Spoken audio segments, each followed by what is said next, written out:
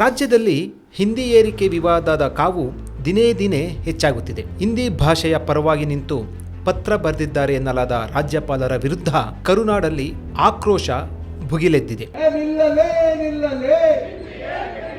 ಕರ್ನಾಟಕ ರಕ್ಷಣಾ ವೇದಿಕೆ ರಾಜ್ಯಾಧ್ಯಕ್ಷ ಟಿ.ಎ. ನಾರಾಯಣಗೌಡ ಅವರ ನೇತೃತ್ವದಲ್ಲಿ ಬೆಂಗಳೂರಿನ ಫ್ರೀಡಂ ಪಾರ್ಕ್ನಲ್ಲಿ ಬೃಹತ್ ಪ್ರತಿಭಟನೆ ನಡೆಸಿದ ಕನ್ನಡಿಗರು ರಾಜ್ಯಪಾಲರ ವಿರುದ್ಧ ಬೇಸರ ವ್ಯಕ್ತಪಡಿಸಿದ್ದಾರೆ.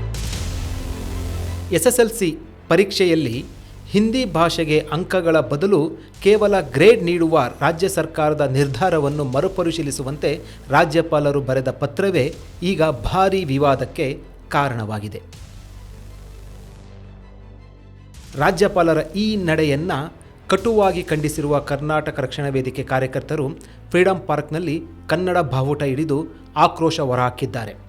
ನೂರಾರು ಸಂಖ್ಯೆಯಲ್ಲಿ ಸೇರಿದ ಕನ್ನಡಿಗರು ಹಿಂದಿ ಭಾಷೆಯ ಪರವಾಗಿರುವ ರಾಜ್ಯಪಾಲರು ಕೂಡಲೇ ರಾಜ್ಯ ಬಿಟ್ಟು ತೊಲಗಲಿ ಎಂದು ಆಗ್ರಹಿಸಿದ್ದಾರೆ. ಇನ್ನು ಪ್ರತಿಭಟನೆಯ ನೇತೃತ್ವ ವಹಿಸಿದ್ದ ಕರ್ನಾಟಕ ರಕ್ಷಣಾ ವೇದಿಕೆ ರಾಜ್ಯಾಧ್ಯಕ್ಷ ಟಿ.ಎ. ನಾರಾಯಣಗೌಡರು ರಾಜ್ಯಪಾಲರ ವಿರುದ್ಧ ನೇರ ನುಡಿಗಳ ಬೇಸರ ವ್ಯಕ್ತಪಡಿಸಿದ್ದಾರೆ. ರಾಜ್ಯಪಾಲರು ಹಿಂದಿ ಪರವಾಗಿ ಬರೆದಿರುವ ಪತ್ರವನ್ನು ತಕ್ಷಣವೇ ಹಿಂಪಡೆಯಬೇಕು, ಇಲ್ಲವಾದರೆ ಮುಂದಿನ ದಿನಗಳಲ್ಲಿ ಲೋಕಭವನಕ್ಕೆ ಮುತ್ತಿಗೆ ಹಾಕಬೇಕಾಗುತ್ತದೆ ಎಂದು ಗುಡುಗಿದ್ದಾರೆ. ರಾಜ್ಯಪಾಲರ ನಾವು ರಾಜಭವನದಿಂದ ಹೊರಗೆ ಹಾಕಬೇಕಾಗುತ್ತೆ. ಅವರು ಮತ್ತೆ ಅದನ್ನು ಮುಂದುವರಿಸಿರೆ ಅವರು ಬರೆದಂಥ ಪತ್ರಕ್ಕೆ ವಾಪಸ್ ತಗೊಳ್ಳದಲ್ಲೇ ಮತ್ತೆ ಹಿಂದಿಯ ಪರವಾದಂಥ ಹೇಳಿಕೆಗಳು, ಹಿಂದಿಯ ಪರವಾದಂಥ ನಿಲುವುಗಳು ರಾಜ್ಯಪಾಲರಿಗೆ ಮುಂದುವರಿಯೋದಾದರೆ ಆ ರಾಜ್ಯಪಾಲರನ್ನ ಕರ್ನಾಟಕದ ರಾಜಭವನದಿಂದ ನಾವು ಹೊರ ಹಾಕಬೇಕಾಗತ್ತೆ, ಬಲವಂತವಾಗಿ ಹೊರ ಹಾಕಬೇಕಾಗುತ್ತೆ. ರಾಜ್ಯಪಾಲರೇ, ನೀವು ಕರ್ನಾಟಕದ ರಾಜ್ಯಪಾಲರು, ಕರ್ನಾಟಕ ರಾಜ್ಯವನ್ನು ಕನ್ನಡಿಗರನ್ನು ಪಾಲನೆ ಮಾಡಬೇಕಾದ ರಾಜ್ಯಪಾಲರು ಹಿಂದಿ ಸಾಮ್ರಾಜ್ಯಶಾಹಿಗಳ ಏಜೆಂಟ್ರಾಗಬೇಡಿ ಅಂತ ಹೇಳ್ತಾ ಇದ್ದೀನಿ. ಪ್ರತಿಭಟನೆಯಲ್ಲಿ ಪಾಲ್ಗೊಂಡಿದ್ದ ಖ್ಯಾತ ಗೀತ ರಚನೆಕಾರ ಕವಿರಾಜ್ ದ ಫೆಡರಲ್ ಕರ್ನಾಟಕದ ಜೊತೆ ಮಾತನಾಡಿ, ರಾಜ್ಯಪಾಲರು ನಮ್ಮ ಕನ್ನಡಿಗರ ತೆರಿಗೆ ಹಣದಲ್ಲಿ ಸಂಬಳ ಪಡೆಯುತ್ತಾರೆ.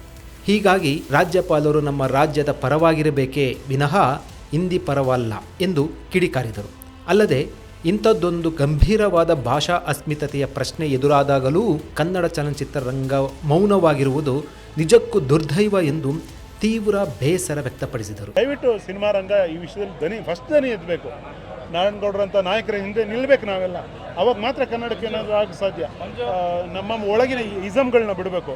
ನಾನು ಬೇರೆ, ಅವನು ಬೇರೆ, ಅದೆಲ್ಲ ಬಿಟ್ಬಿಟ್ಟು ಕನಿಷ್ಠ ನೀವು ಬೇರೆ ವಿಷಯಗಳಲ್ಲಿ ನಿಮ್ಮ ಭಿನ್ನಾಭಿಪ್ರಾಯ ಇದ್ದರೆ ನಡ್ಸ್ಕೊಳ್ಳಿ, ಅದೇನು ನಡ್ಸ್ಕೊತೀರೋ ನಡ್ಸ್ಕೊಳ್ಳಿ.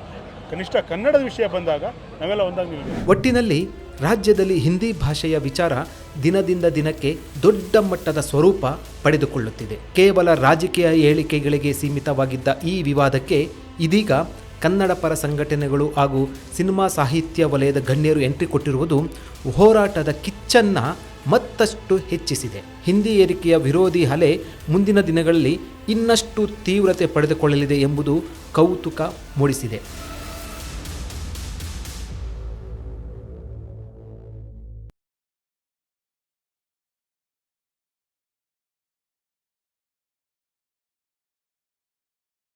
ಹೆಚ್ಚಿನ ಸುದ್ದಿ ಅಪ್ಡೇಟ್ಗೆ ಈಗಲೇ ದ ಫೆಡರಲ್ ಕರ್ನಾಟಕ ಯೂಟ್ಯೂಬ್ ಪೇಜನ್ನು ಸಬ್ಸ್ಕ್ರೈಬ್ ಮಾಡಿ.